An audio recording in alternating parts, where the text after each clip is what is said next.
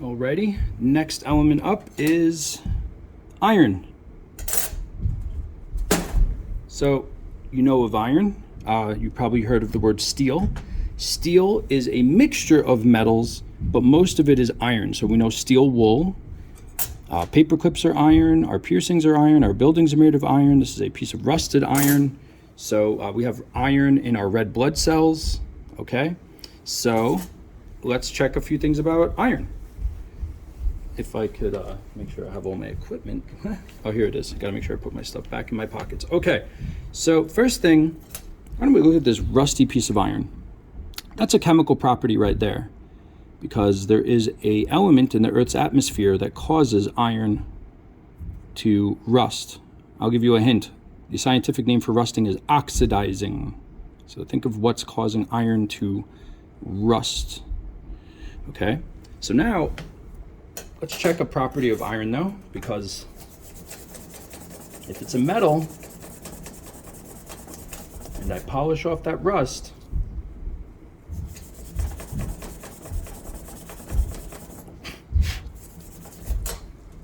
it should be shiny once you get the rust off. That's the thing with metals. If you polish them, they should shine. And let's see. Aha, there we go. So, just had to shine it a little bit. Shined it with itself, rubbing some iron on some iron. There we go. Shiny. You'll notice, even though iron is very strong, which is why we use it to build buildings and bridges and stuff, and for tank armor and things like that, it is still malleable. Okay? It's a bit more heavy than the other metals I have in my classroom, not than all of them, but it's on the a little bit more dense side. It's pretty heavy. Let's check to see if it conducts electricity. Oh, go figure. It's a metal, so it conducts. So there you go. Some of the rust, grind it off of it. All right, let's do some tests here. So if I take some of the steel wool and put it into this small test tube.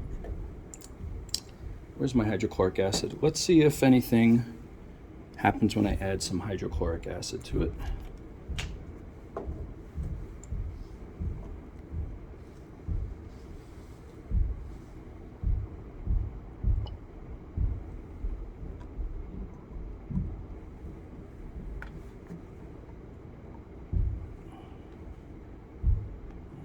I don't know if I'm seeing anything yet. It might just have a lot of rust on it though, because that's the problem. When metals are covered in rust, it's hard for things like acids to get to them. So I'm not really seeing crazy amount of reaction with the hydrochloric acid there. Let's try something else. I mean, doesn't mean it's not reacting, I just don't know how quickly it's reacting. What if I take, how about this? We know that iron reacts with oxygen. See all that rust? What if I take some steel wool and heat it up? Let's see.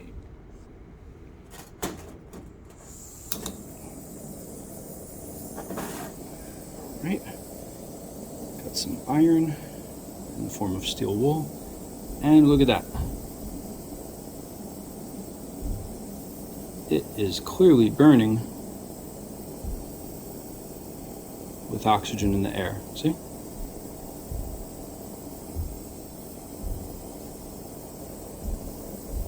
Grab one more piece.